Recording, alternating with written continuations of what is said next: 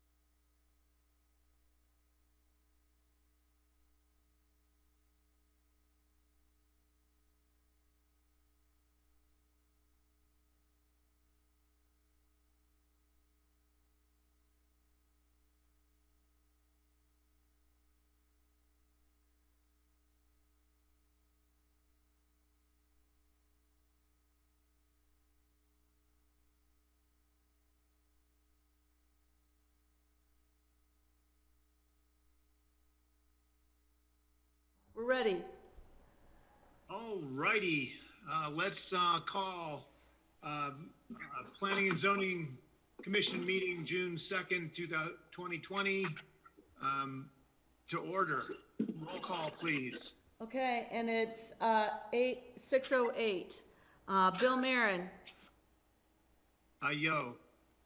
Joan Keefe, Yes. Gino Rossetti. Gino? Here, sorry. Eric Volzick, Here. Tracy Bennett, Here. Bernie Grauer, Here. Rob Levitt. Here.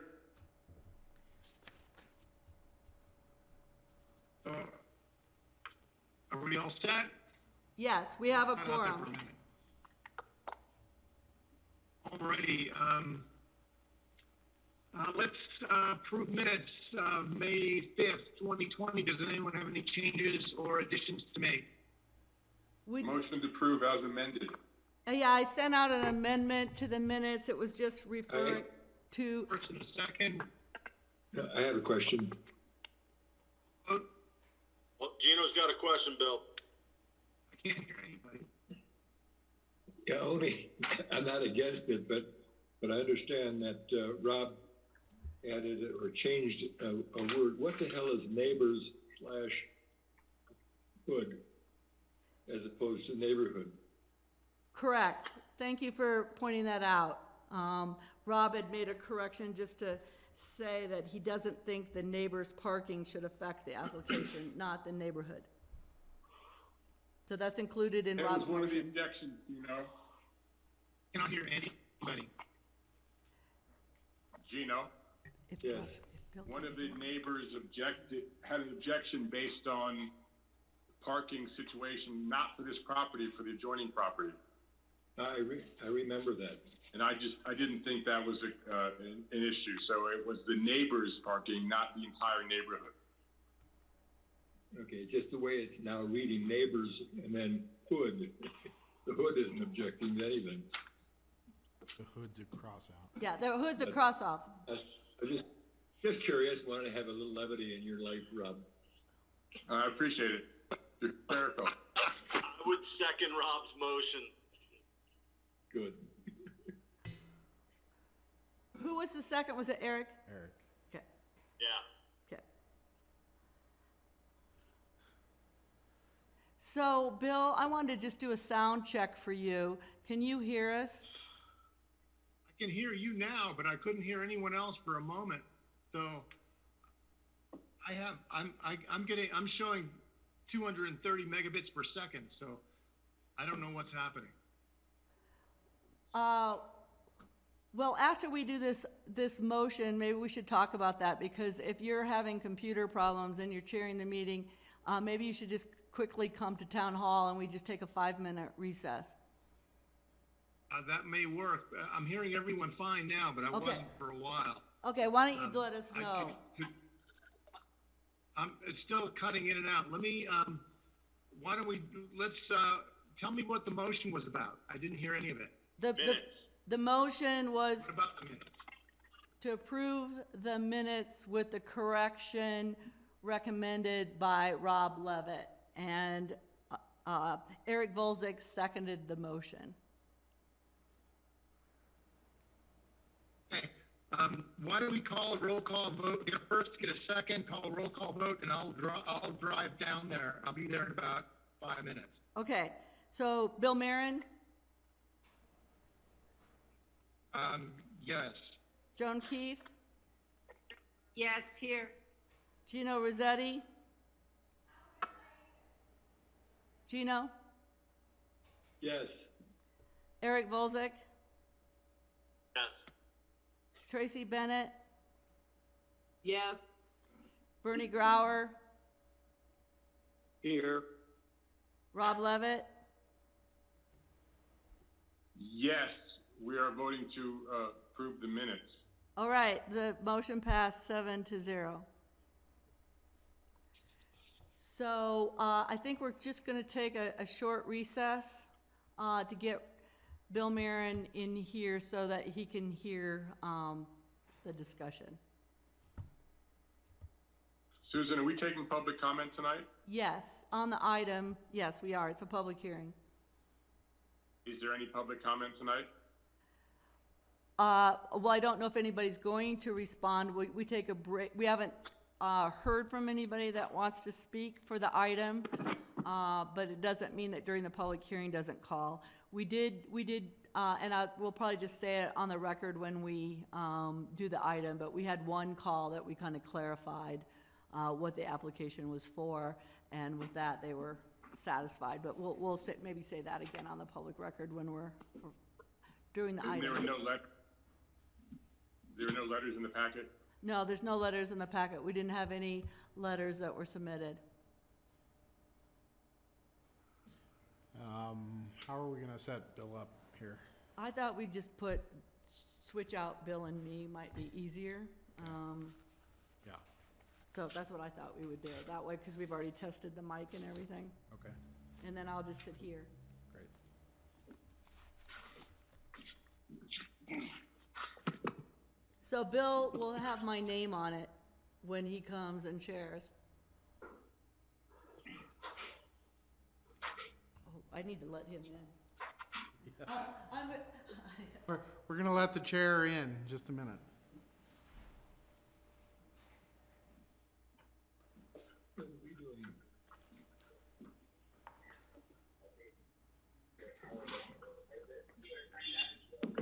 Gino, we're waiting for Bill to come to town hall here, because he was having internet problems. Oh, Bill has internet, and he has to drive to town hall, so we're waiting 5 minutes.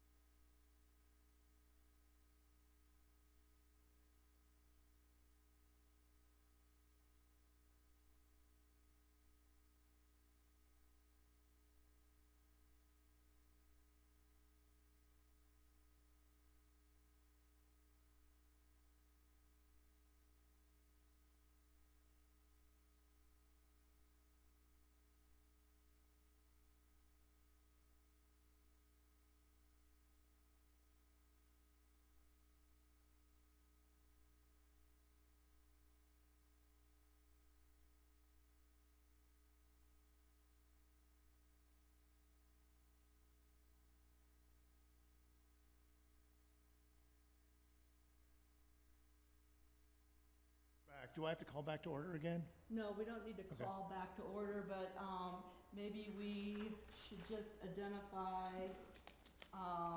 everybody that's in the meeting still. Bill Marin, Yo. Joan Keefe, Here. Gino Rossetti? Is it muted or not? No. Well, I haven't muted you. Eric Volzek, Video on? Yeah. Tracy Bennett, Here. Bernie Grauer, Here. Rob Levitt. Here, Okay, everyone is here and we've taken the, action on the minutes and we're ready, for our public hearing, so. Okay, so we're ready, we're back online here. Let's start the public hearing. James. Okay, thank you. We do have John Belkin here this evening, and he can introduce his entire group when it comes time for applicant comment. This is a public hearing on an application submitted by the Van Ruren Group for site plan review, environmentally sensitive area reach to Southside floodplain review, and community housing review to pay cash in lieu of affordable housing. And it's for the construction of a one-bay automated car wash at 115 Southside Drive. The property subject to the application is a vacant lot of approximately 46,000 square feet. It's on the corner of Southside Drive and Cody Lane, as you can see on the survey here. This is Cody Lane, and this is Southside Drive. The property is located in the Basalt Business Center West PUD, and it is located in the Southside floodplain. The proposal, as I indicated, is for a one-bay automated car wash with a vehicular access from West Cody Lane in this location. And then also another access from Southside Drive in this location that goes into a parking lot. And they're proposing a parking lot with vacuum stations on the south side of the structure. Additionally, they're proposing the dedication of right-of-way on Southside Drive and for the creation of 21 reorganized direct head-in public parking spaces, and they propose to discuss the financing responsibilities for the on-street parking with the council as part of their review. In reviewing the application, the review process is that the Planning and Zoning Commission would make a recommendation to the town council on the land use requests that are proposed. It should be noted that the Basalt Business Center West PUD Owners Association have provided a letter of consent to make the application that's included in the application materials. In reviewing the application, staff has identified some discussion items for review and consideration, and we'd like to briefly go through those at this point in the hearing. The first is consistency with the Basalt Business Center West PUD. They're proposing to satisfy all the dimensional requirements that are in the PUD, as well as the use as a permitted use in the industrial PUD uses that are applied to the site. In terms of consistency with the neighborhood character, there are several auto-related uses that are in the adjacent area, and staff believes the use could complement the other auto-related uses. And the building design, staff believes, is compatible with the other industrial buildings in the area. In terms of consistency with the 2020 master plan that the town just adopted, staff believes that the proposed use is consistent with the designation of existing mixed-use industrial, which this property is designated on the future land use map. Staff also believes it is consistent with the goals about the Basalt Business Center West vacant properties being built out consistent with the current zoning and not being a location for housing, which is in the master plan. In terms of the south side floodplain, as identified, it's in the floodplain. Staff referred the application out to the town's hydrologist, which is Robert Crable of Matrix Design. Crable found that the revised grading that was proposed in the application addendum would not increase the base flood elevation on other properties as is required by the town code. And this is discussed in his letter that is part of the packet materials. Picken County provided comments that the structure should be required to be properly flood-proofed, and that chemical storage for the car wash should be at least 1 foot above the base flood elevation. The applicants have designed that into the project, and it's reinforced as draft conditions in the memo. In terms of the environmental aspects of the project, the applicant is proposing a water reclamation system that's supposed to recycle a significant amount of the water used in the car wash operations, and the applicants can speak to that as part of their comments. They're also proposing no idling signage to encourage clients that are waiting to use the car wash to turn off their cars while they're waiting. And staff has reinforced this as a draft condition in your memo. Related to this topic, the applicants have requested a reduction in the water EQR fees for water reclamation. The town's consulting engineer, SGM, who was working with Public Works, recommended charging the full EQR fee at the beginning, and then the applicant can have a water audit once the car wash is up and running for 12 months. And if it is operating properly, then they could be rebated the EQR reduction. And so this is a condition that's included in the draft memo. It has a similar condition to what occurred in the Valero car wash EQR reduction.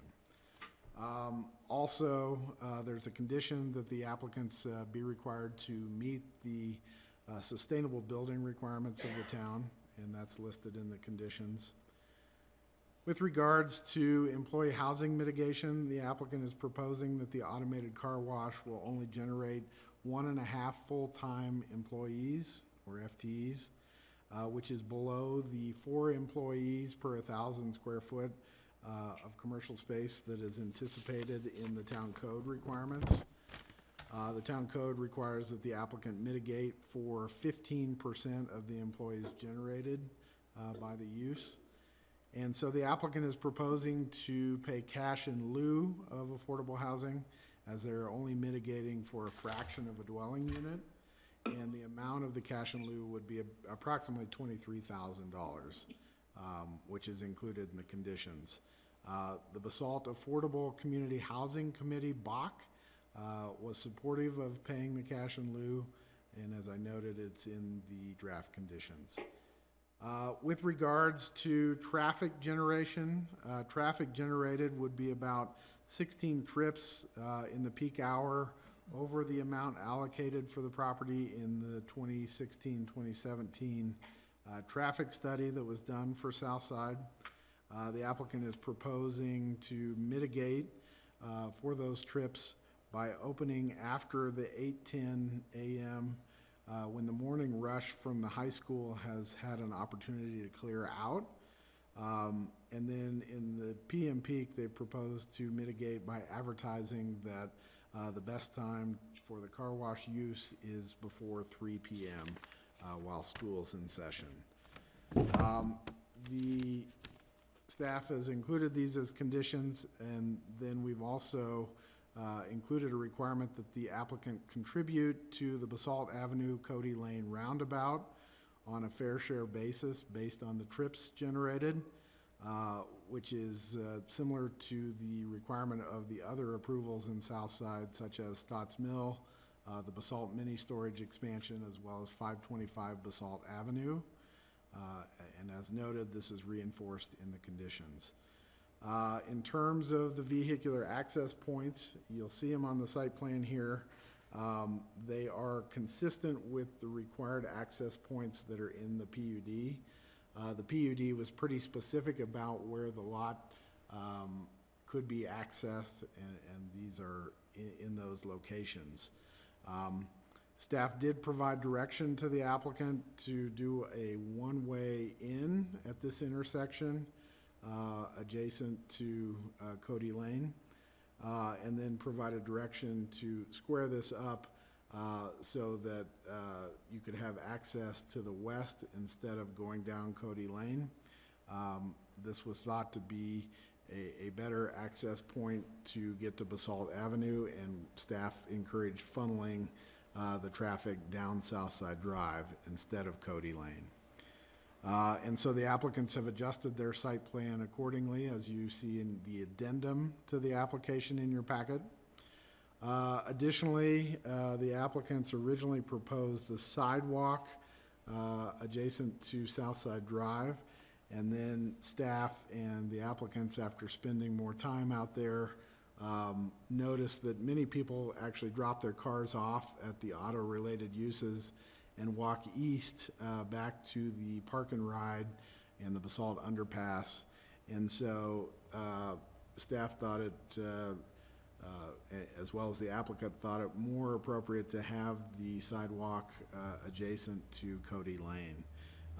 And so staff has included that as part of the conditions. Staff has also included that the applicants still dedicate the area for a future sidewalk here on Southside Drive, and it could be also used for the underpass in the future. Related to this item, the applicants have proposed for the Cody Lane parking on street to go away with the project. Originally, the police department was thinking that it still would be good to have Cody Lane parking, but when we evaluated the access points and the line of sight distances that were required with the access points, it didn't leave very much parking, so we haven't included that. They have to maintain that parking. In terms of tree removal, the P&Z brought this up at the site visit that was done 2 weeks ago. The applicants did more evaluation and updated their landscaping plan. They believe that they can preserve some of the existing trees near the intersection of Cody Lane and Southside Drive, and they also believe that they can potentially preserve an existing mature maple near the east entrance. The applicants have indicated that the remainder of the trees would have to be removed for floodplain compliance, as they are in a berm that would need to be removed in order to meet the zero rise requirements. And the applicants can speak more to this as part of their comments. Couple more comments related to the technical aspects. The applicant is proposing to pipe the ditch. Staff consulted with the town's water attorney, who is Jeff Hout, and he indicated that the applicants would need to try and obtain consent from other ditch users and document those efforts, and so that's been included as a condition, as well as to indemnify the town related to any issues with the piping.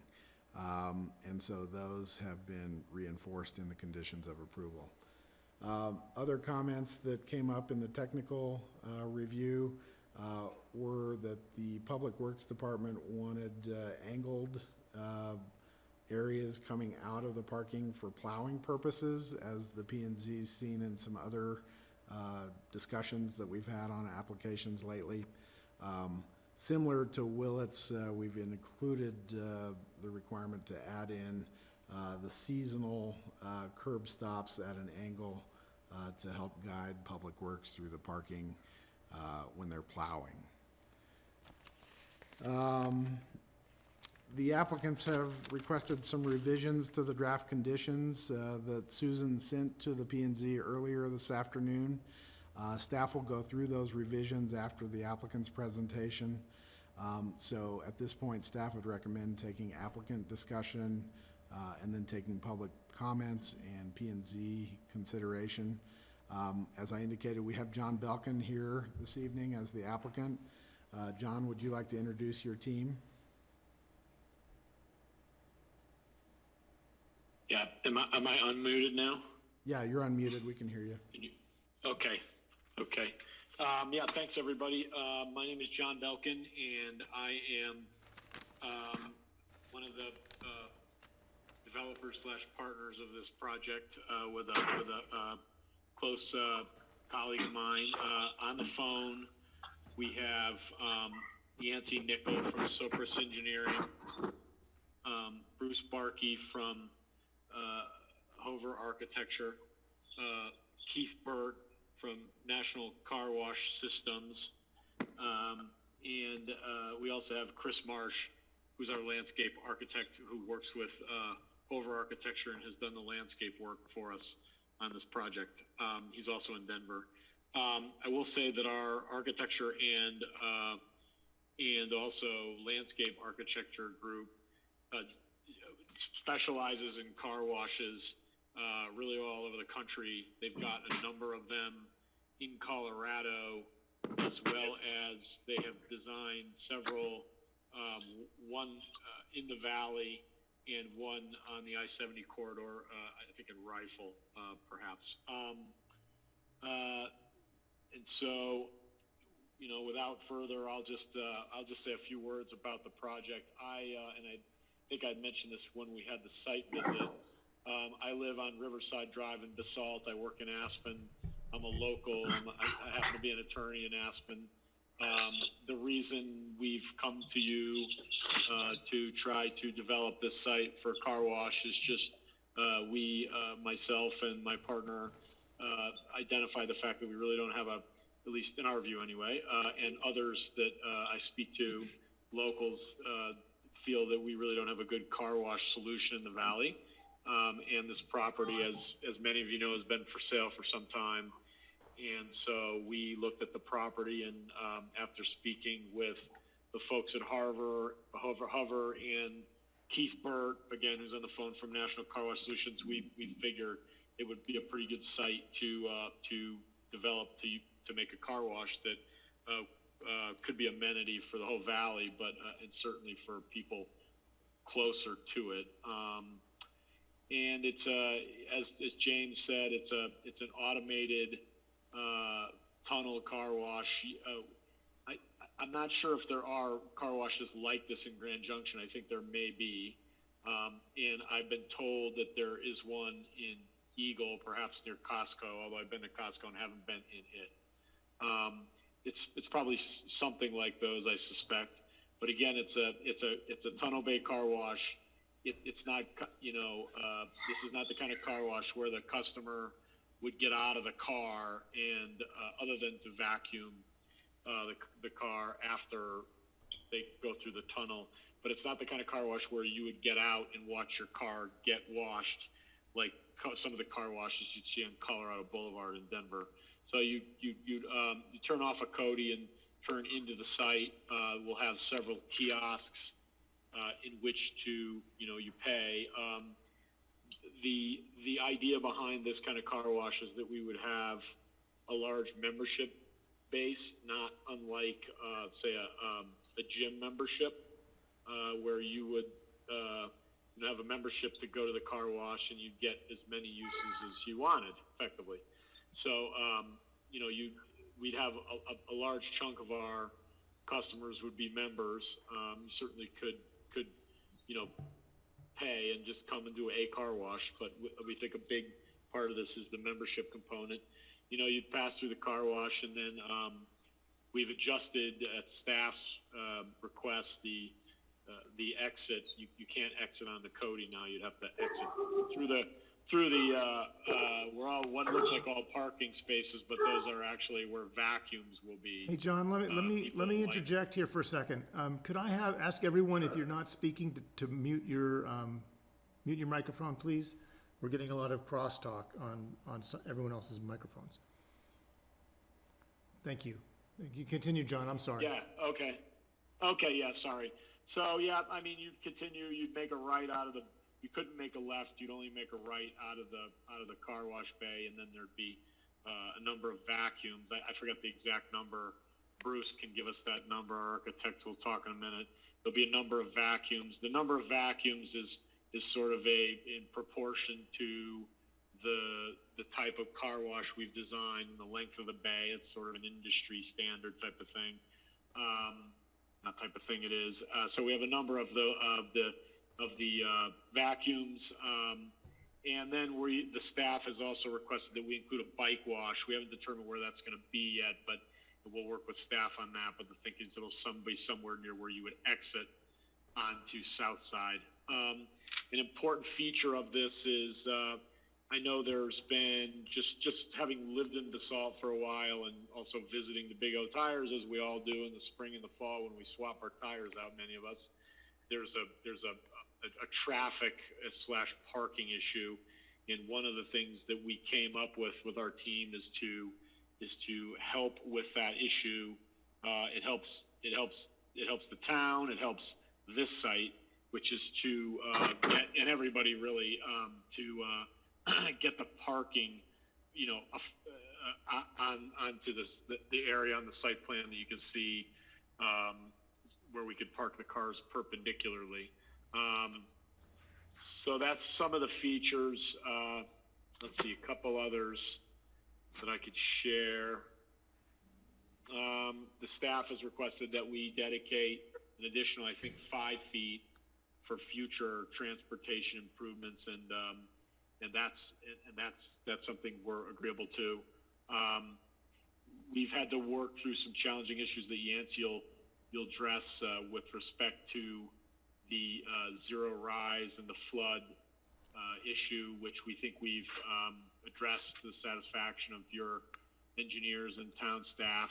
With that, as I shared on the site visit, we will have to remove the berm where the trees were planted by Clay Crossland. The HOA informed us that he actually planted those trees some 20 or 30 years ago. And so some of those trees will come down. We're going to try to preserve, if we can, probably the biggest tree out there, which is a maple tree, which is quite nice. And then some of the trees in the northwest corner. We also have a bailout lane, which you can see on the site plan. The car wash people think it's important to have this in case, someone goes through the kiosk and has some sort of an issue. Could be anything, just a life issue needs to leave for any sort of reason. So we like to put that in. I don't suspect that will be used often, the sort of thing, maybe just a few times a day. But so we probably have it coned off or something so people don't try to drive in that. And I think that's sort of it. Oh, just a couple things I'll share, which we'll get into perhaps in a bit, is we're going to use, and we put in this in our application, we're going to use a sort of a state-of-the-art, first-in-class water reclamation system to try to reclaim the water. Yancey can talk a little bit about that, as well as Keith. We also are going to use, biodegradable or green chemicals. I shouldn't even call them chemicals, but cleaning materials that can go right back into the water supply. So, and again, I think Keith can share a little bit about that. And we designed the building so that it looks, it fits in with the subdivision, but also looks relatively, modern. So if you drive around through the subdivision, you'll see most of the buildings are, at least, close to this, the industrial type buildings are all cinder block, or, it's not like they have any real sort of architectural, necessarily desirability. So we think this is going to look pretty good.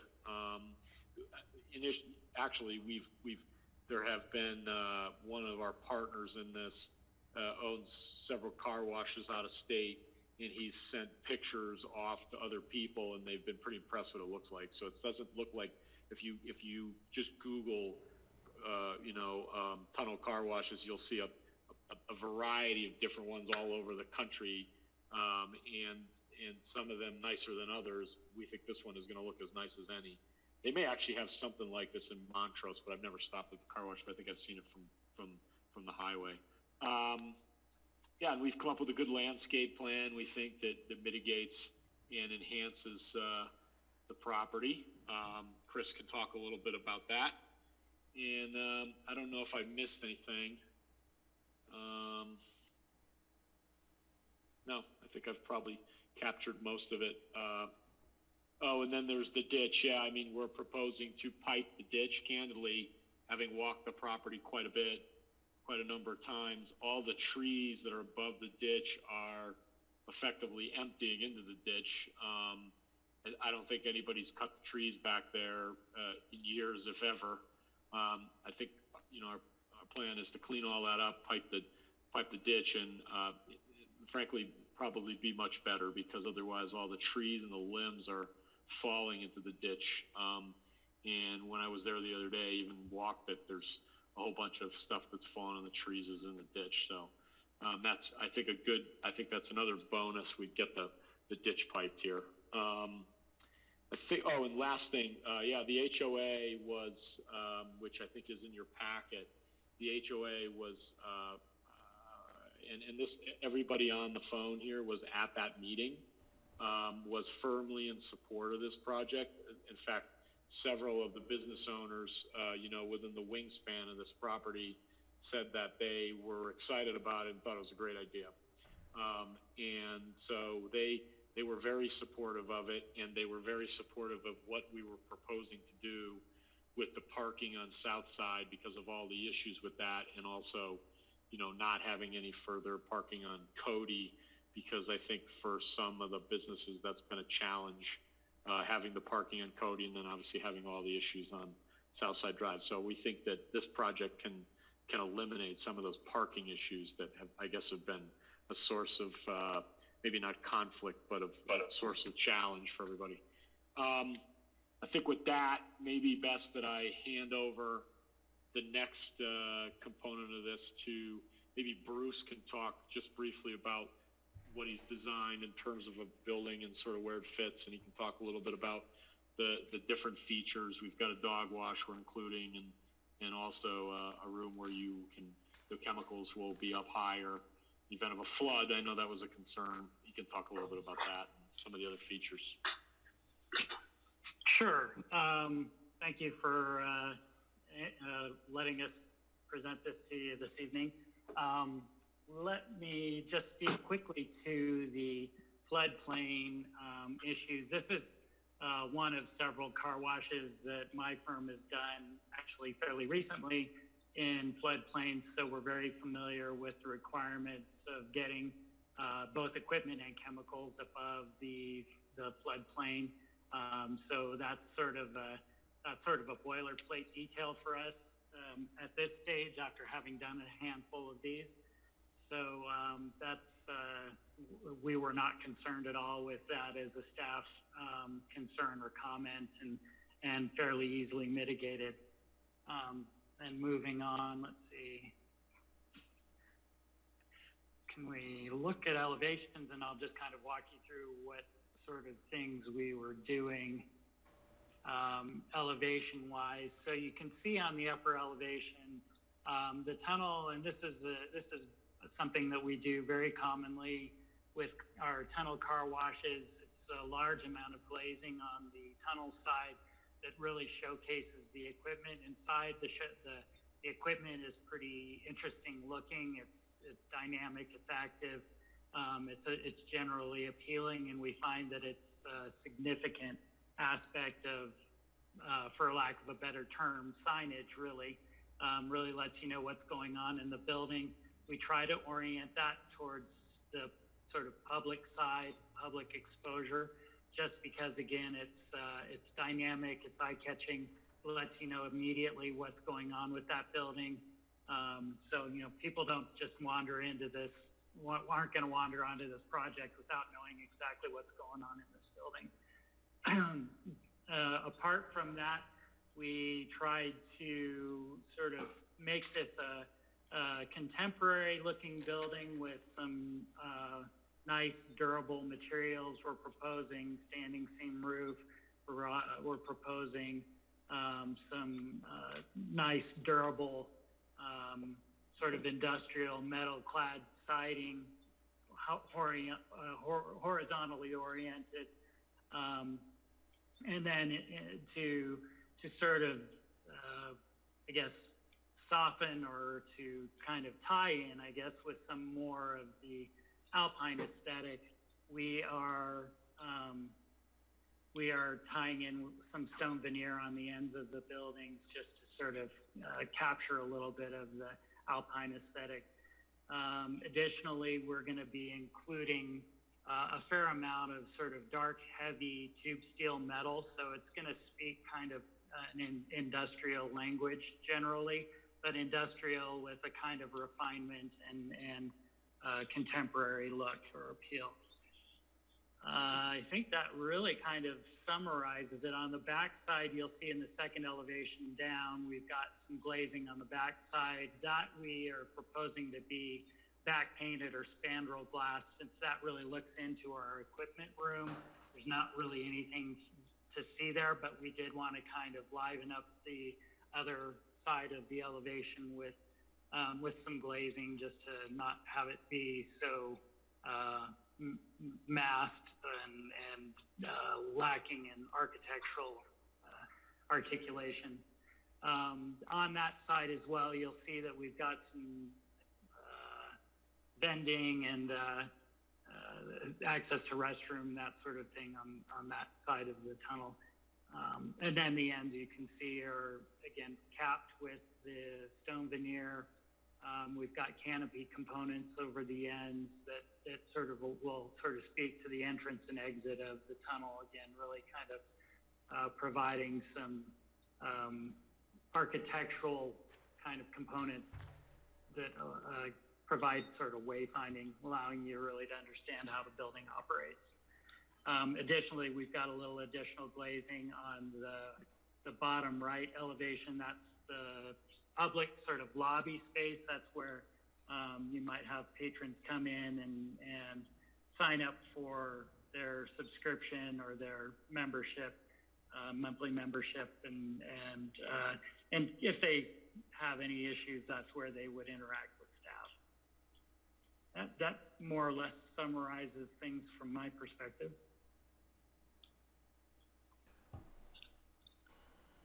Is that it for the applicant's discussion? Can you hear me, James? Yeah, we can hear you. Maybe I just want to give, perhaps we quickly give Chris Marsh, who's on the phone. He's our landscape person. Chris, you just want to say a few words, and then we'll let Yancey cover a few topics with Keith, and then absolutely. We can wrap it up. If we can flip to the landscape sheet in the set. Oh, there we go. That'd be great. So, pretty simple, straightforward. I think the one thing that, as we started this process, we were really talking a lot about Cody Lane. So it's really been a team effort with the city, with staff and the design team, and just making sure that everyone's kind of able to get what they need. So one of the initial things we looked at was there was a landscape intent diagram. It was a scan of an actual blue line drawing. So that was kind of where we started to give us an idea of quantities of material and types of materials. So we really wanted to stick with similar things to what was there. So we weren't going, beyond that. And then really having the discussion of what we're able to keep. So we've talked about the maple. A lot of these plants are just, they've been around for 20, 30 years, and they just don't have the space. Everything's kind of grown in. So the maple is really a high impact existing tree that if we're able to kind of clear out some of the other material in there, that's just going to help, because I think currently there's a tree actually growing under that. And even in the northwest corner, there's some existing spruces that we've talked about keeping. They're just, nice mature trees there. The one thing that, as we even started this project too, so we talked about meeting the original landscape intent, but then we also talked about, as John was telling you about the building and just, this isn't a low-end facility, and nor is the architecture. So one of the things that John and I talked about is we need to make the landscape match. So we don't want just bare shrub beds, with nothing in it and plants very sparse. So we wanted to make sure that as we were doing the landscapes and buffering these areas, we were, making sure that we were matching the quality of the building. So really looking at types of material that are, approved in the county that we know will work, durable material, but then also in looking at the planning, making sure we're putting the appropriate things in the right spot. So when we're clearing snow, we're not, losing plant material to that. So it might be more ornamental grasses in those areas that will be able to quickly recover in the spring. So, but then also from a design standpoint, it was really looking at it from the winter aspect of it. So making sure that, starting there. So when we back out of there, we have evergreen shrubs, we have ornamental grasses. So we have a lot of things that aren't just going to, trying to avoid plants are just everything's going to lose their leaves and it's going to look barren for 6 months out of the year. So really making sure that we were selective in our materials so that when we put stuff in, it's going to maintain quality throughout the year. So that about summarizes. I don't think I missed anything on that, but pretty simple. But just making sure that we really work the design team and staff just to make sure we're able to get all the material where everyone thought it would work best for everyone. Okay. Hey, thanks, Chris. Yancey, you wanna take a crack at some items that you've been looking at and working on? All of it? Sure, John. Thank you. Can you hear me? Yes, we can hear you. Can you hear me, James? Yes, So what I'd like to share with the plan and zoning is how challenging this site's been. I've had multiple people come to me looking at developing this parcel for the last 10 to 15 years, and James kind of hit on it. The zero rise ordinance that the town of Basalt has creates kind of a challenge because the flood depth's pretty much about 2 feet average across this site. So I pretty much outlined kind of building orientation, the PUD restricted where access was, and then trying to dedicate and do parking, all these challenges the site had. I got very excited after the architect team came back with this site plan that really allowed us to meet those challenges and come up with solutions that I think were creative. And I'm very happy that Matrix's review of our work, we were able to meet that zero rise and on this site because it's such a challenge. And it just basically from Cody towards the building, we had to have an asphalt parking travel access lane to the building that cuts the site, offset building impact to that flood. So we were able to do that. The other thing is the ditch is something that I've historically been involved with from when the subdivision was done and the rafted park and ride was done. So we are going to try to reach out and find some of the owners and get permission so the condition that James and the town have put together is acceptable to us.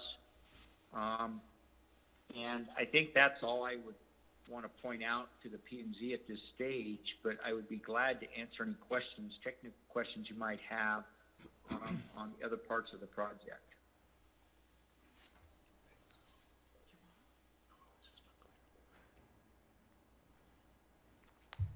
Yeah, and then I guess last, just we have Keith on. Keith could share with you who he's with, so you can understand that we're looking at putting a first-class operation here. He can tell you a little bit about just briefly, and then we can And then if we need Keith for questions later about anything, he can be on.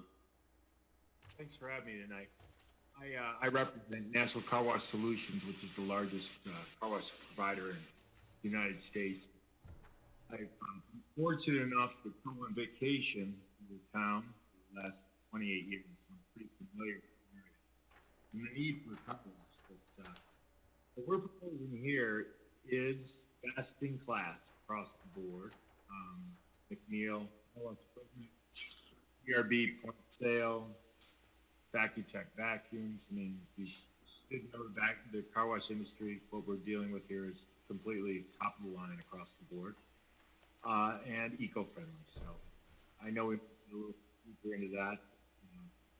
I'd like to hear that this is a well-thought, well-positioned, and very functional and efficient.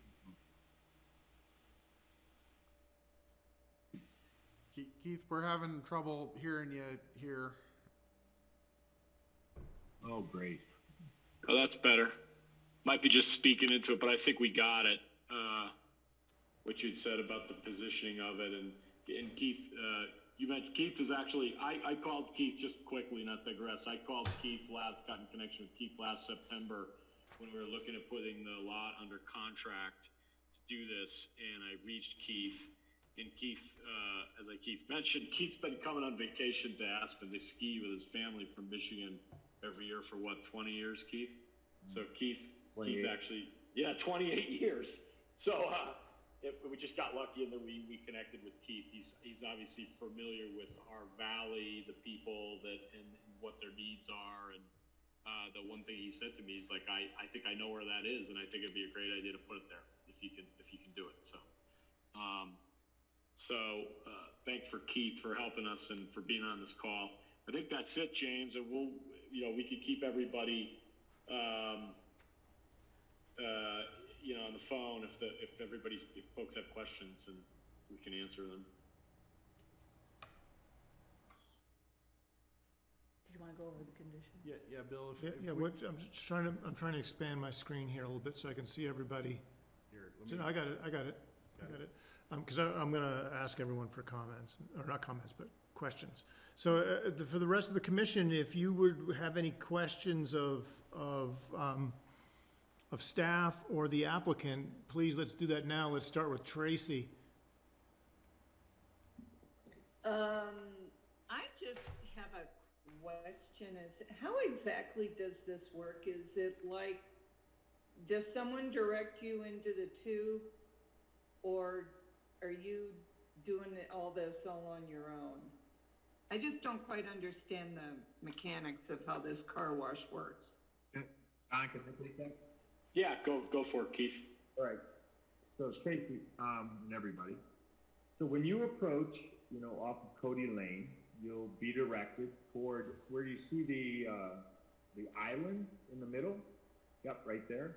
Those are going to be touchscreen pads, okay, like an ATM, right? They're also going to have license plate recognition. So if you are in the club, it's literally going to know you're in the club. There are gates at the very end of those that if you're in the club, it will lift that gate and allow you to go right through. If you are paying credit card, cash, you'll pay, and that gate's going to open. So there's a gate at the very end of each one of those. So that's how we know who's in line, right? When you go to a car wash, you want to know you got the right package. That's how we know it. We only let you out as soon as your package is complete. So then you go around the corner, and there would be a person right at the beginning of the car wash, right at the end.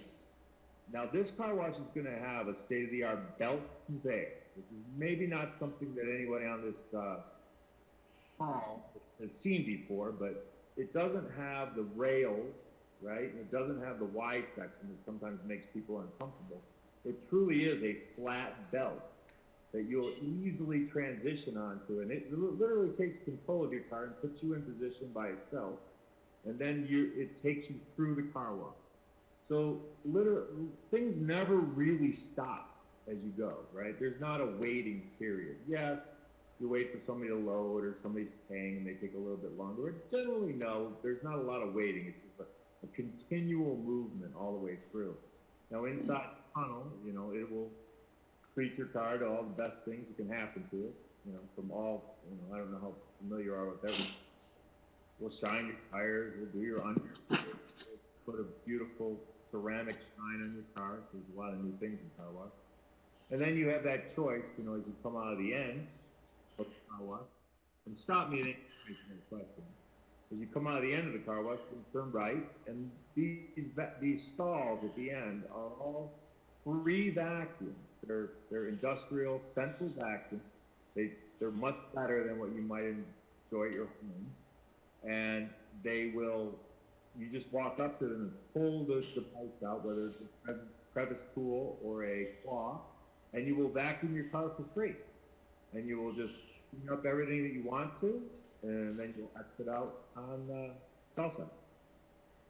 So all those are, you pull, how many vacuums are there, or are those? There's, right, there's 20, is it 20? 20 some, okay, just wanted to make sure I'm getting it all, okay. And Wow. that is a big, I mean, Tracy, that is a huge draw to the car wash. You know, hopefully you get to experience it, but people love those, you know, they just pull up, there's no need to get quarters out or anything, you grab them, you use them, quickly clean up your car, and it's a big, important part of the new kind of, this is called an express car wash now in the United States, and this is all the features that come with it, and the vacuum part of it is huge. People just absolutely love the vacuum. Okay, All right, that Tracy, is some car wash. any more questions? I have a question. Gino? Can you hear me? Yes. Okay. And this is really for James, I think. And it's only because the speakers there in town hall are really terrible for some reason, you know, the microphones, and it was hard to hear you this time. But just so that I want to be very clear, as I understand it, what you said is that most of the traffic, whether it's 80%, 90%, is coming in from the northeast corner off of Cody Lane. Is that correct? You know, I would anticipate that most of the traffic probably does come from Cody Lane and enter the site.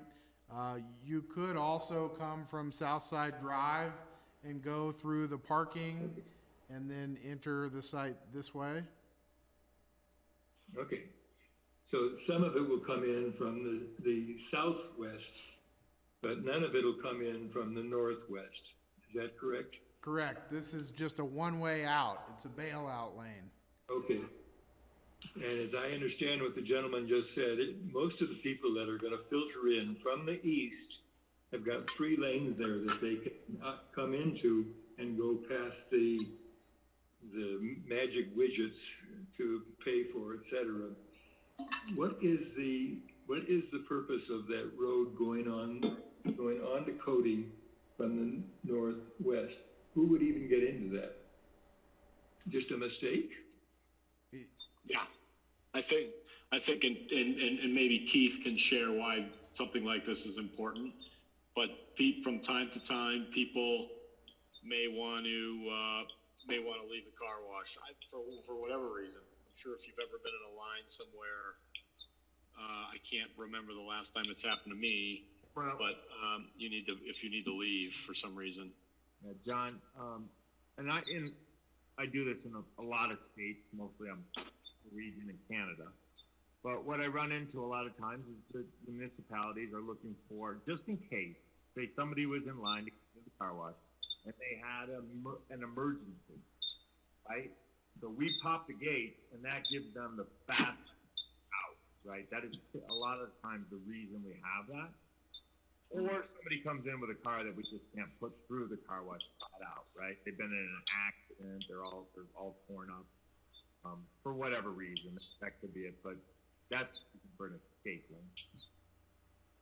Okay, then when you come out of the car wash and you're coming out on the east end of the building, you have traffic coming from the parking lot, which is on-site parking lot on the south end, and those cars could come up and cross that island to get over into queuing, is that correct?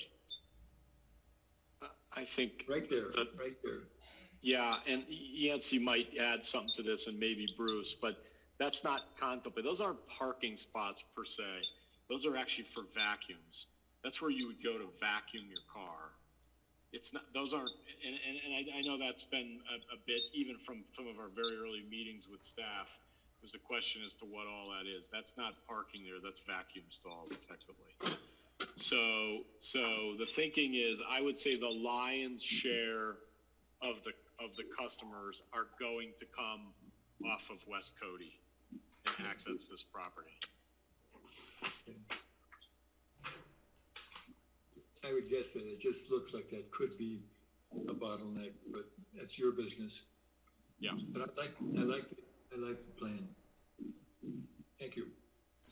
All right, Gino, any more questions? No? Okay, Joan, do you have any questions of the applicant or staff? No, I do not. All right, thank you. Rob, do you have any questions of the applicant or staff? I do. For the applicant, I noticed that we're no longer going with 50% reused water, and we have some sort of James vague language in there. Could the applicant explain why we can't recycle half the water? I think I'm gonna why don't we let Yancey discuss that first, and then also Keith can explain as well. I don't think it's that we don't want or anticipate 50%. It's just hard to have a number like that. We're going to try to take the best type equipment, and hopefully we are better than 50, but we can't guarantee it. And so it's just a way that we're uncomfortable committing to 50% because of how these things operate, and we've got to finance the project, and so the intent is the same with just some different language, Robert. It's not that we're not trying to use recycle equipment on the leading edge from our point of view. I just find a significant amount of water is really vague, James, and that could be 20% could be considered significant, or 30 or 40. Well, yeah. That's an interesting comment, because this is about recycle, but we all know if the car wash is more efficient and uses less water, but recycles less, the amount of water used per car will still be less. So it's a combination of having efficient, good equipment that doesn't use as much water, and then you try to recycle the water as many times as possible until it no longer can be used. So it's a combination of how much water you use plus how much you recycle. And the town building official is involved in the choosing of the equipment? No, the town No, building let's- official, go ahead, sorry. No, I just if I can, Keith, can you explain a little bit what we talked about earlier? Probably the best way to describe this. I know that there's a desire to put a prescriptive number in this of a percentage, but it really the facility doesn't really work like that. Ultimately, we'll be recycling a significant amount of water, and in our original application, we sort of outlined the distinctions between, for instance, what other types of car wash in the valley are doing. And I don't know about the Valero, but just others that we know about.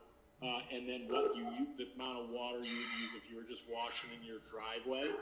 And what we're going to be using is significant. We're going to be significantly reducing that. Keith, can you talk a little bit about what we talked about so that folks can understand how this works?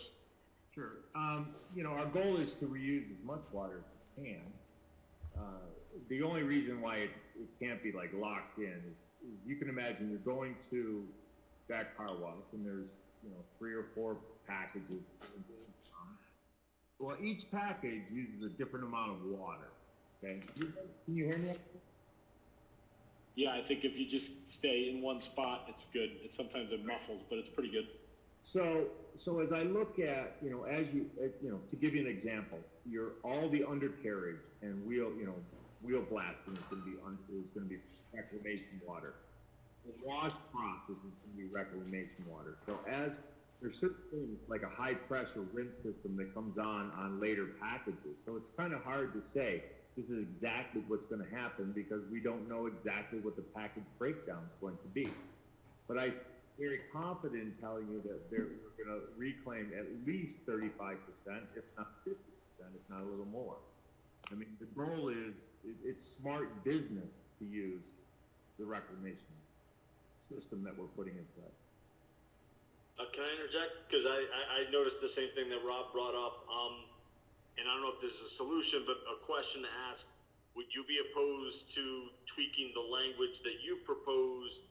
I get the number that might be a little, we can't meet the number and that, but you brought up quite a few times tonight, best in class, top of line. Could we put something in there that's the goal, to maintain that the system is doing the best in class and that we will update it from time to time to make sure it's functioning as such? Would you be opposed to that, John or Kurt or Keith? I don't know about so much updating. I think we said in here we're going to keep it and maintain it. So we're going to spend the money to put in a very good system, and we're not cutting corners. I think Bruce shared with you a little bit about the type of facility we're building here. There's nothing in our valley that's close to this. In fact, there's probably nothing. I don't know what's in Grand Junction, but there may not even be a car wash like this anywhere all the way towards Denver. I think where Eric's coming from on this is that over the years, lots of projects have come before us representing all sorts of things and all manner of statements. And, sometimes that happens, but a lot of times and most of the time it doesn't. And I understand everyone has the best of intentions coming into this, but, you can say best of class, significant proportion, doesn't really mean anything. It means absolutely nothing because you're not held to anything because best in class is a highly subjective term. So if you're going to say stuff like that, just please don't bother.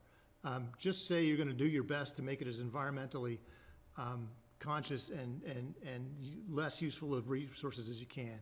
But, we've heard a lot of this stuff, so please. My follow-up would be that your words are great, and I think we all love the system and the idea, and I trust you, that's what you're doing. It's just the way this condition is written, it seems like a weasel out kind of thing. And I just think we can wordsmith it better. Right. Yeah, but unless the words guarantee us something, it doesn't matter.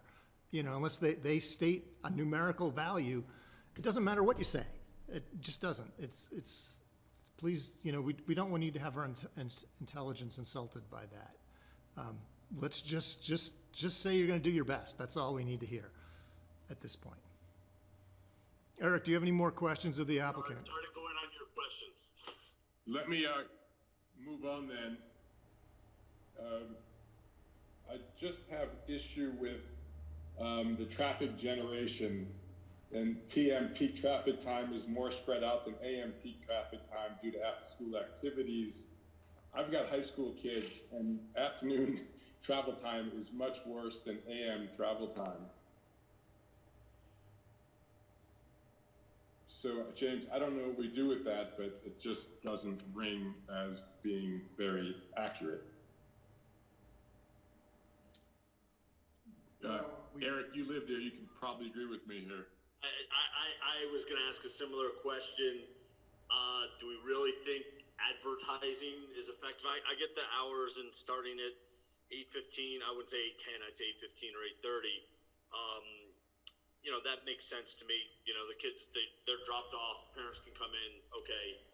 Yeah, the afternoon is a crapshoot, and just advertising that we recommend you don't come after 3 o'clock. I don't know how effective that's gonna be. Well, I think staff, Nice. sorry, go ahead, Eric, I didn't mean to. Go ahead, no, go ahead, James, you're good. I was just gonna say, you know, we have the required contribution to the roundabout improvement as well. So that's the main mitigation measure. I think we should say it as such, because I agree that's more effective than advertising. And when is that roundabout proposed, James? It's triggered by a certain number of trips, so, you know, it won't come along until close to half the units in Stotts Mill are developed, if Okay. that were to happen. I'm not against this proposal, but I think things like that really weaken an application.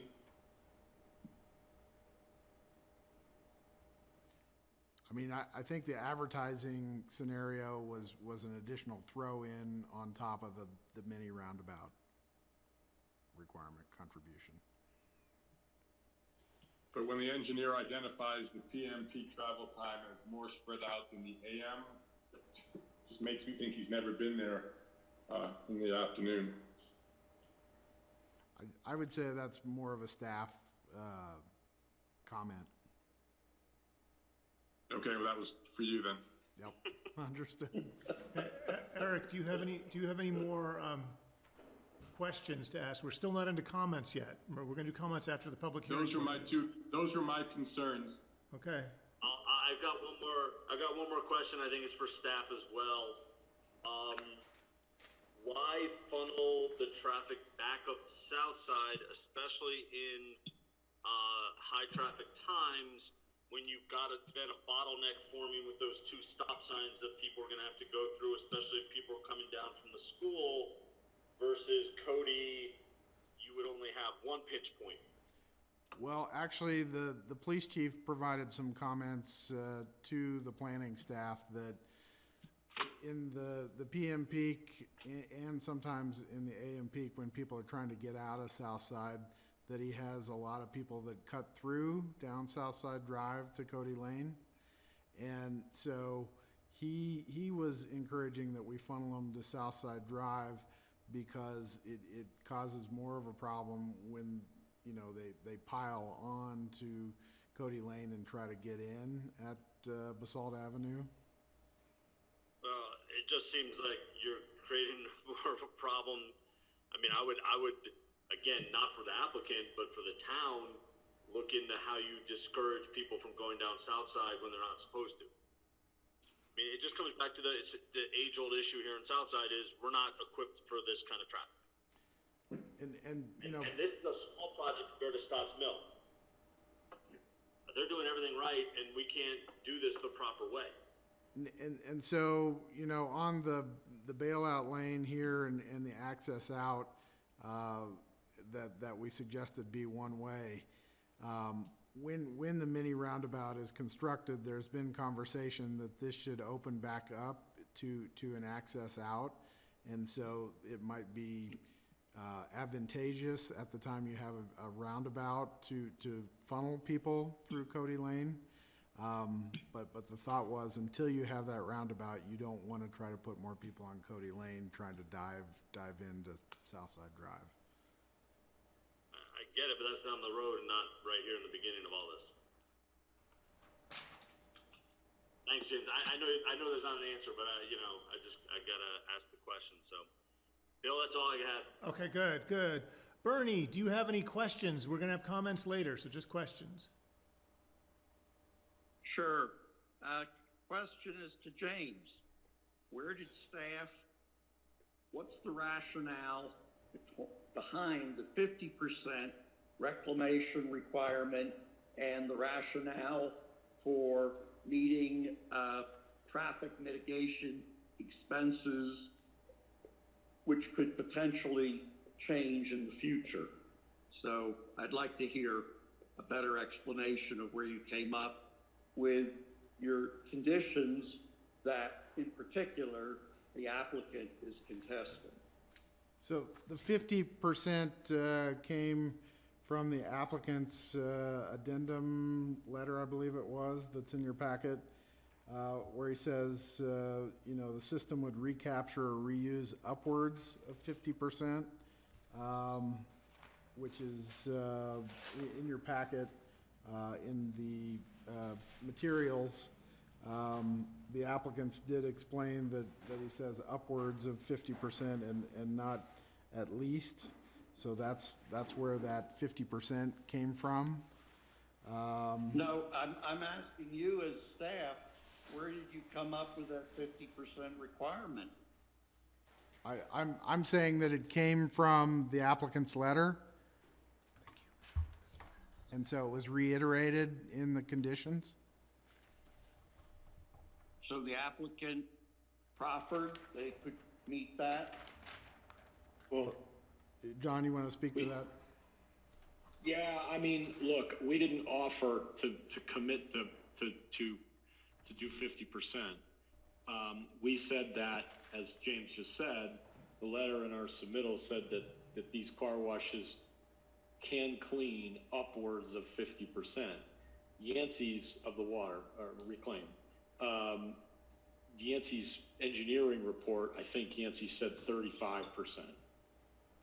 What we're saying is, which I think to echo one of your folks on planning and zoning, you know, we're gonna put our best foot forward and put in really good equipment, and we're gonna do, you know, our best to maintain it, Well, I operate it. understand all that. Question Yeah.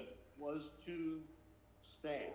What was your rationale and justification for coming up with that specific number and the other mitigation requirements that you have proposed to us as conditions of approval? So the 50% reclamation on the water came from the applicant's memo, and it was reiterated by staff in the draft conditions. Does that answer your question? What about the other Okay. traffic mitigation requirements that the applicant is contesting? Where does your rationale come And to justify what you want as a condition?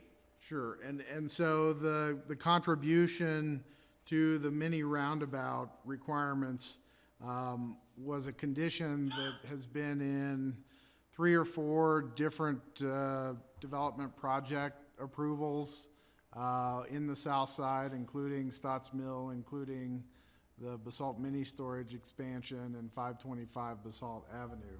So we've basically used the same condition word for word, and in that condition it had built into it the ability to adjust, you know, costs higher or lower on the mini roundabout improvement before a building permit, and through the first 4 projects that have that condition, we haven't adjusted that cost. We've kept the assumed $500,000 cost on the mini roundabout that we received when we did the Stotts Mill projections in 2017. So the applicant has requested not to have the ability to adjust that number, and you know, staff after having talked about it with the applicant doesn't foresee us needing to adjust it. So we're okay with taking out the flexibility to go up and down on the cost.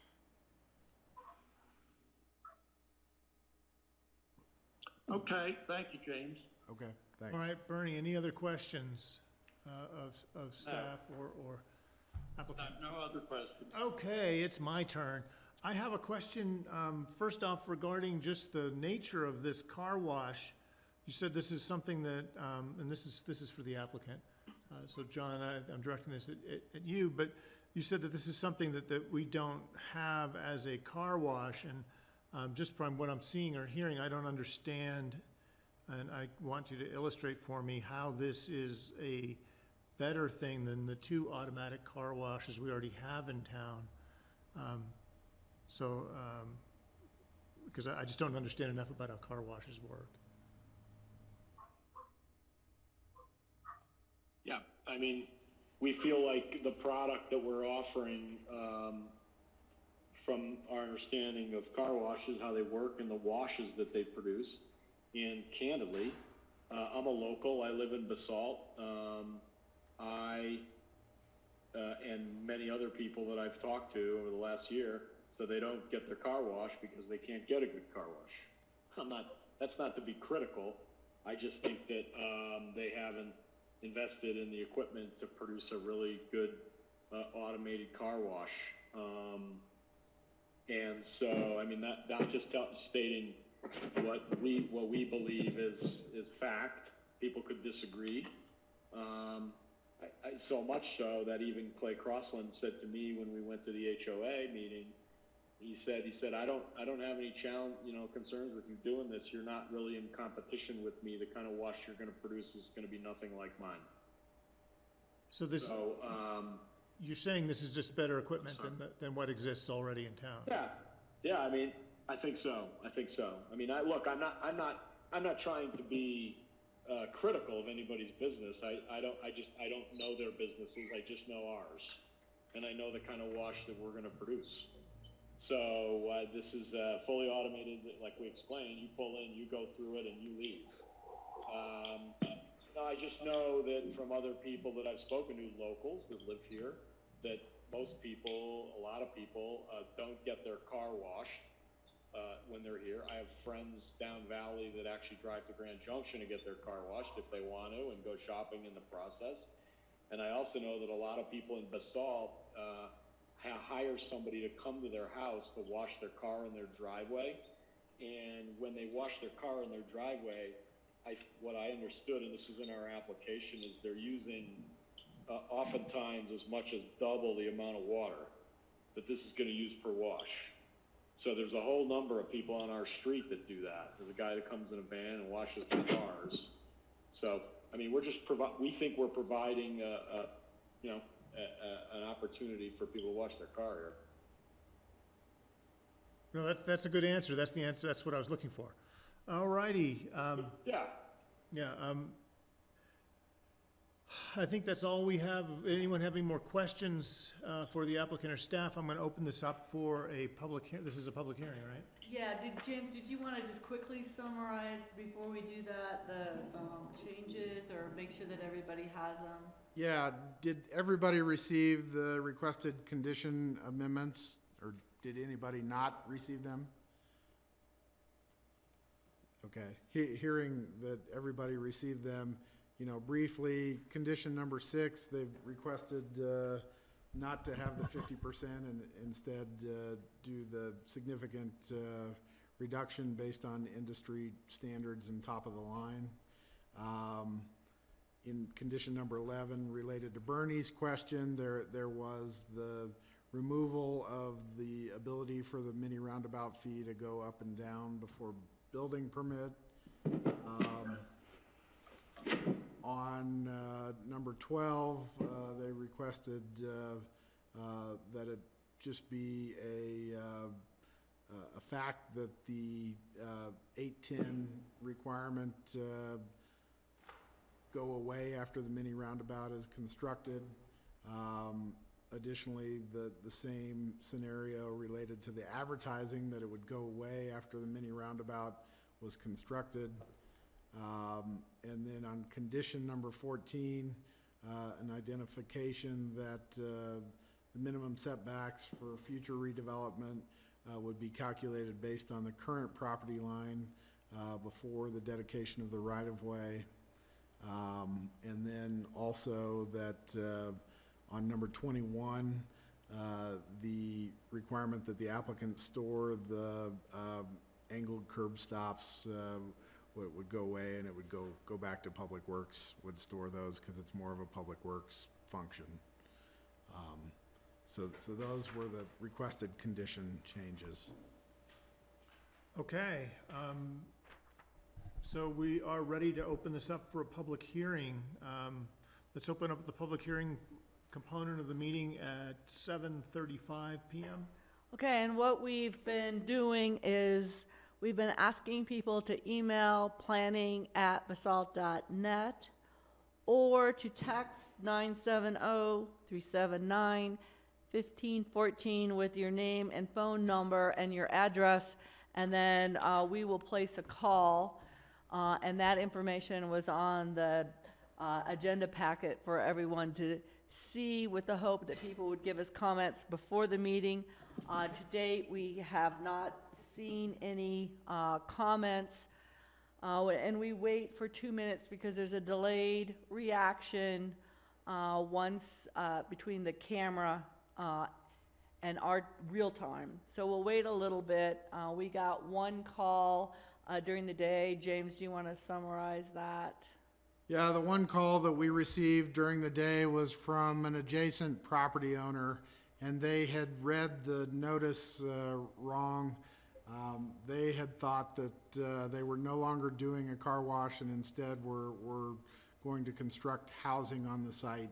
And so we corrected that assumption that they were proposing to pay cash in lieu of housing, and that it was only going to be a car wash. And after we identified that, they were okay because they were part of the HOA evaluation of the car wash piece. So we just have a few more minutes before we'll close the public comment part of the meeting. Okay. So we'll just wait for any responses. Yeah, we'll just wait to see if anybody comments. So far, I don't have anything.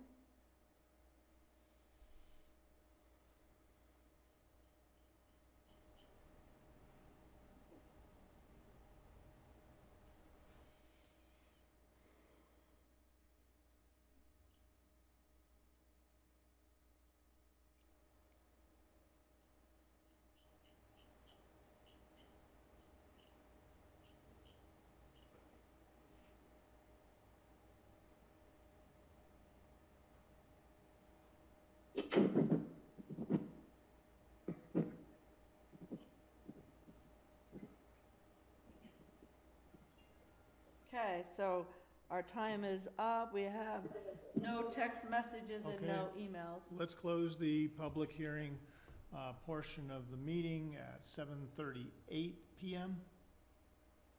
And now we'll do commissioner comments. Please don't comment until I call on you, because on the Zoom meetings, it just gets confusing. So I'll start with Tracy. Do you have any comments to make about this? No. Okay, thank you. Eric, do you have any comments to make about this?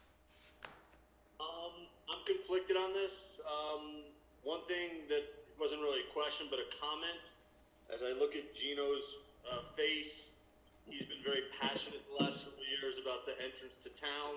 Not exactly the entrance to town, but it's going to be very visible.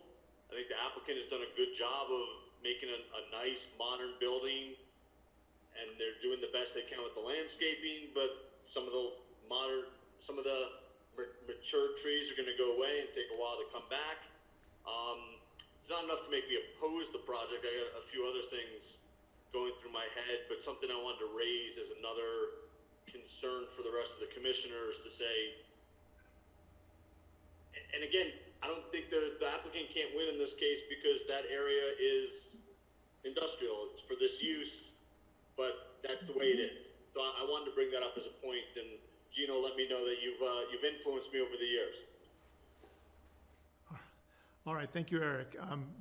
Rob, do you have any comments to make about this? I do not. Okay, thank you.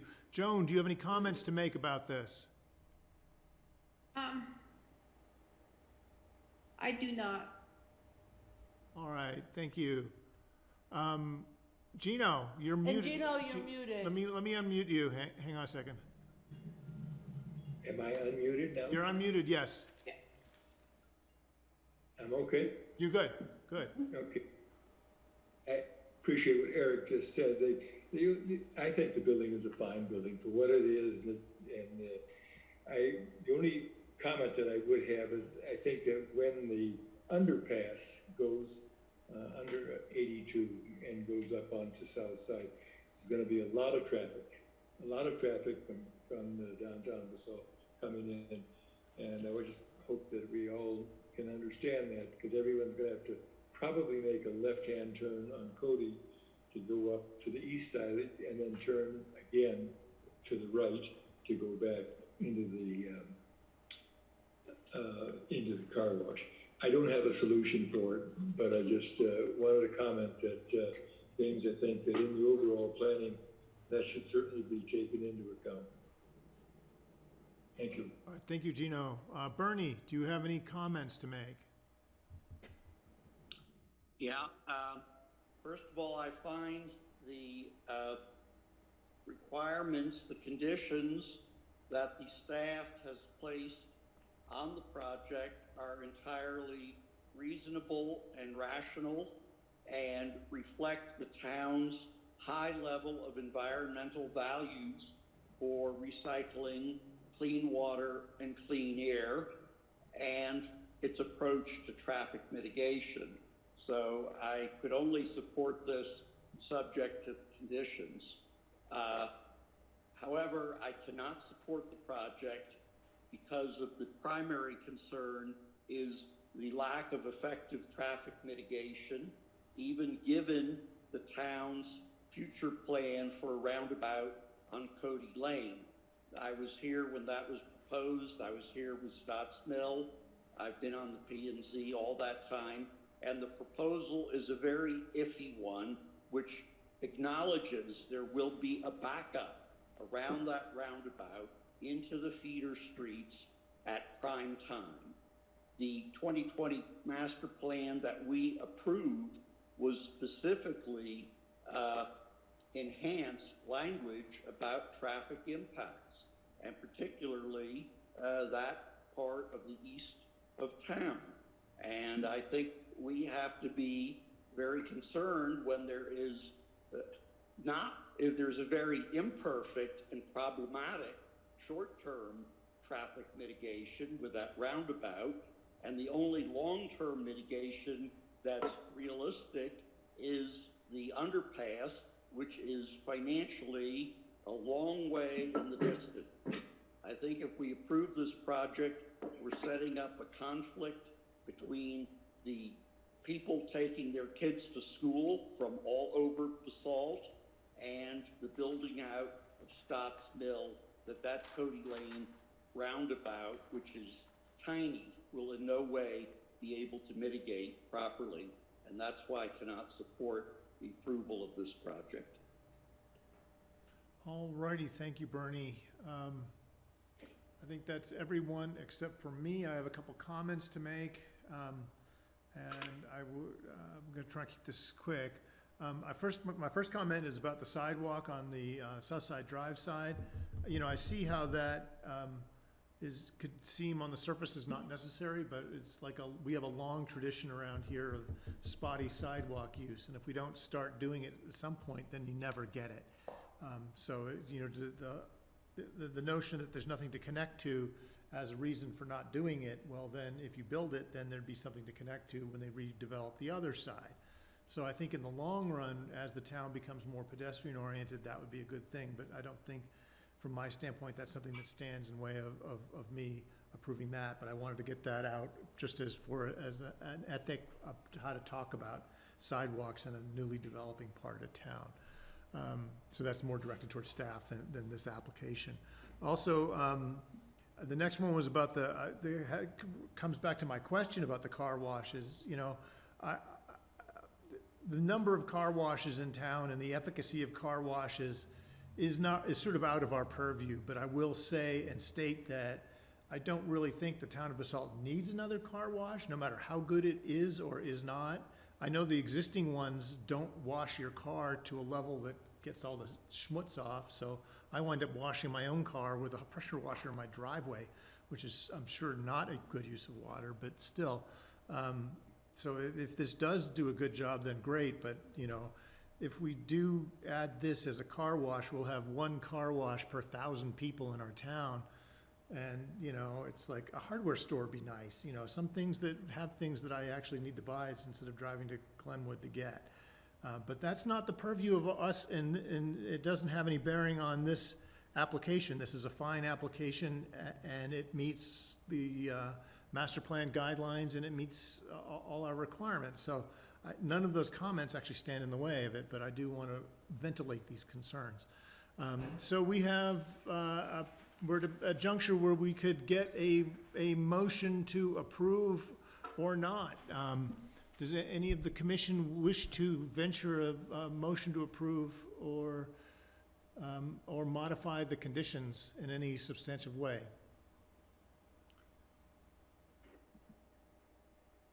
Anybody? I'm not sure what you're asking. I'm looking for a motion, Gino. A motion to approve? I'll make a motion. Well, we know what motion you're gonna make, Bernie. I'll make a motion. Okay, make a motion. I move the disapproval of the application of car wash because it does not meet the master plan considerations for for effective and reasonable traffic mitigation for both the residential neighborhoods and primarily because of the intense need for school easy access and egress, and therefore does not meet the major overlying considerations of the master plan. All right, we have a motion to deny. Do we have a second? I'll second. Okay, we have a motion to deny and a second. Roll call vote, please. Susan, do you want to run that? Yep. Bill Marin, No. Joan Keefe. Joan, you're on mute. Can you unmute Joan? Yeah. You know, yeah, no. No, you're not, we're not for you yet. Just a second. Joan, you're on mute. There, you're good. Okay, Joan's a no. Gino Rossetti? No. Eric Volzek? Yes. Tracy Bennett? No. Bernie Grauer? No. Well, You just voted against your own motion. Bernie, you made the motion to deny, and now you're denying the motion? I am voting in favor of the motion to deny. Okay. Rob Levitt? No. Okay, so we have, the motion failed. We had 2 yeses and 5 noes, so the motion fails. Okay, does someone else want to try with a motion to approve? I'll make a motion to approve the project with all 30 conditions and amendments as outlined by the staff. Alrighty, Gino is our first. Tracy, do you want to second this? I'll second. Okay, good. We have a first, we have a second. Roll call vote, please. Bill, can I ask for clarification? Oh, yes. Gino, is your motion based on the amended conditions, or is it based on the original conditions in the staff memo? Yeah. The amended ones. The amended one, The amended? yeah. Okay, first was Gino, second was Tracy. Motion is to approve with the amended conditions. Roll call vote, Bill Yeah. Marin. Yes. Joan Keefe. Yes. Gino Rossetti. Yes. Eric Volzek. No, with the specification that I actually like the applicant's application. Okay. Tracy Bennett. Yes. Bernie Grauer. Nay, with the comment that despite a good project, I cannot support the traffic impacts that'll result from it. Rob Levitt. Yes, with the note that Eric and Bernie brought up very valid points. Okay. So the motion passes 5 yeses and 2 nos, and with 3 comments. All right, good. Thank you all very much. Let's go ahead and have it. Okay, now, we're done with this, so now we are, let's go to my agenda here. We are into commissioner comments and staff updates. Okay.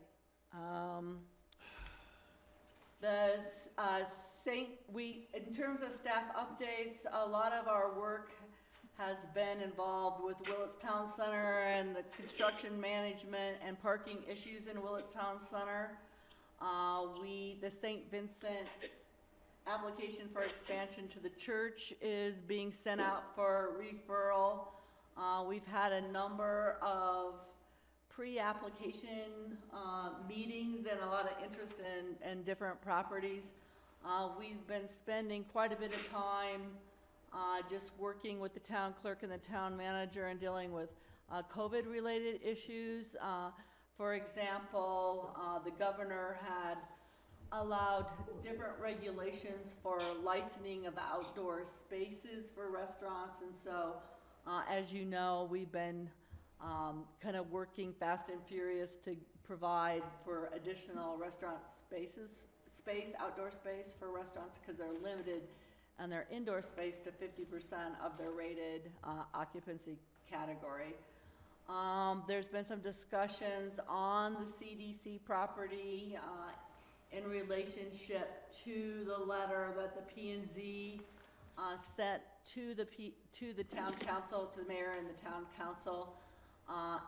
Right now, we don't have a perfect solution. There's been some good ideas in terms of potentially replacing the mesh fence with artwork, like canvas that the community members could paint on, but right now we don't have a perfect solution on that. We're working on other items kind of associated with the CDC property. James, is there some other things that maybe we should mention? I think that's a pretty good summary. Quite busy, lots of pre-application conferences via Zoom, lots of zoning questions, so. And you know, one other quite thing. active. Yeah, quite active, and the other thing that we've been working on is, the state's been working on some new floodplain maps, and there'll be a public process. We had our first kind of conference with them last week, and so they're looking for some technical responses.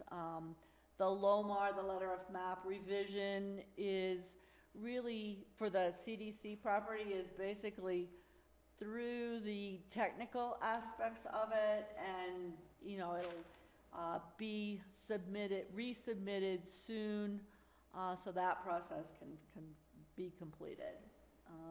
And I don't have a final date for the P&Z's meeting with the town council, but I'll keep you maybe updated with that by email.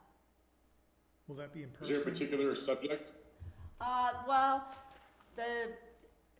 on the P&Z meeting with the town council, no, it's more of a opportunity for, I think, both groups to do a meet and greet. You guys want to prepare for it in terms of issues that you're interested in highlighting to the town council.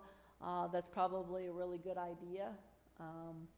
So once we have a date, I'll reach out to Bill and see what you guys want to do. I mean, I think it would be helpful if you had, normally there's a mission that you have when you meet with the town council.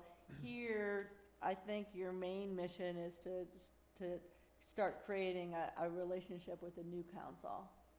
Would that be, we'll be able to do that in person, or? Well, if you want it in person rather than a Zoom meeting, that might affect the timing of that. Because too. it could just be, you know, the chair and the mayor and everyone else by Zoom, if we wanted to do it that way. Yeah, I think you guys also might want to just indicate if you want to wait and do it in person, or, because I think our idea is that we soon we might move to a hybrid meeting where P and Z members and members of the public that felt comfortable could come into town hall. But if you were not comfortable or the public wasn't comfortable, we are still allowing grassroots to film the meetings and allow that option too. Okay. Yeah, I would like the option to participate in all our official meetings by Zoom or other video conferencing technology. I think we could manage that for a while. Yeah, I think we can manage that for a while. Can we ask a quick question? How's the audio for these Zoom meetings here from Town Hall? Can you guys hear us okay? You sound terrible. I sound terrible, okay. You guys echo. Well, we'll work on that. You guys, you and, yeah. You're all echoey. My audio is good on everyone, including Town Hall. Okay, thank you. It usually works Eric, you're better. muted. Well, never mind. Eric, you're on mute. I reckon. You're on mute, Eric. Also, James, There you go. I wouldn't say it's awful like Trace said, it's just an echo. Echo, okay. Sorry, Trace. Well, I think it's awful. Susan, can Yeah. I ask a quick question? Yeah, What's the status on the Sunday farmers market? we're going to, right now the plan is to start on the 21st. We did. Okay, so there is one. Yes, there's a market. We've Actually, sent is- our protocol, you know, we have to have the Eagle County Health Department approve our, protocol, and we've sent it to them and haven't responded. So yes, we're having a market. We're proposing food and, our regular kind of vendors. And it's gonna take up more space because our booths have to be, you know, socially distanced, and we're going to have music, but with only members of the household playing initially, but we're planning having a market, and we're planning on starting on Father's Day. And then the other events that are out there, maybe I'll just start giving a plug for those. We've been meeting with TACA, the chamber and our group, to talk about repurposing the summer music concert series. So we're going to do kind of a Wednesdays live in Basalt, kind of promoting people instead of gathering all together in a concert to go downtown and eat. And we're gonna have musicians or maybe some magic acts or other things going on Wednesday nights. And then the TACA grand opening or the groundbreaking is on July 3rd.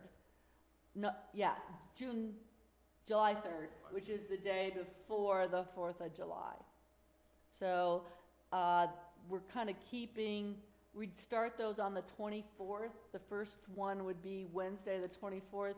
And really the reason that we picked that date is that Eagle County is scheduled to change its health order again on Monday. It's at the 23rd or 22nd or something. That Monday, they're changing their health order, and so we wanted to be under a more, well, we're anticipating that unless we got bad news. Bad statistics, but then we'd be under a more liberal health order.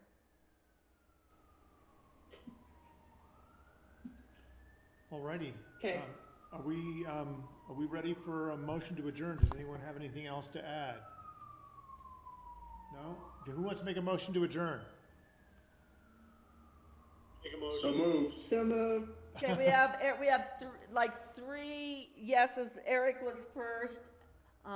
Tracy was second, or I think, was it Gino? Did you say that? Rob, Tracy, Bernie. I think I won, but I'll second Eric's. Yeah. Okay, so we have first for Eric and Rob second. Yes. Okay, and we'll do a roll call vote. Bill Marin, Yes. Joan Keefe. Joan, you're on mute. Can you unmute her? I'm gonna mute her. No, she- Okay. Okay. All right, Gino Rossetti, Yes. Eric Volzek, Yes. Tracy Bennett, Yes. Bernie Grauer, Aye. Rob Levitt. Yes. Motion passes 7-0. It's 8 o'clock. Thank you all very much. Let's keep this running. Good one, guys. We'll Let's see run you for a few minutes, soon. 'cause I wanna try it. Yep, that was a good one. Adios. Bye, Thanks. bye. Thanks. Bye. Adios. I think I figured out what's happening.